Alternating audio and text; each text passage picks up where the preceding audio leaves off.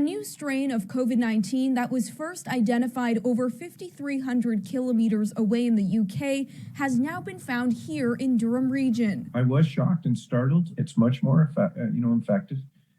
So what you have to do is make sure you're more diligent than you have been before.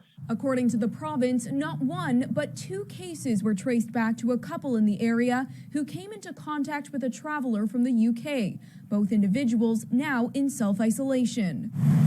And on Sunday, another case was confirmed, this time in Ottawa. Epidemiologists say while the new strain isn't necessarily more lethal, there are concerns with its ability to mutate and quickly spread. If indeed this strain is more transmissible, and if indeed it becomes the dominant strain, is that raises the threshold for herd immunity. Dr. Deonandan also says current data may suggest children could be more susceptible to the variant. I've heard whispers that it may be more transmissible amongst the very young. That's unclear, though. Officials are hoping to curtail the spread, imposing a province-wide lockdown and a travel ban on flights arriving from the UK. Doctors with Public Health Ontario are performing what's called genetic sequencing to test for the variant and expect there are many more cases out there.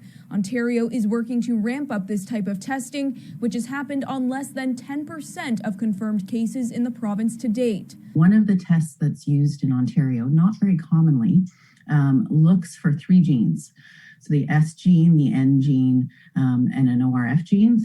And it's the S gene that for some reason the UK variant is negative for the S gene and positive for the other 2 genes. Durham Region's Health Department was not able to provide any additional information to Global News on the cases of the strains that were found here in Durham.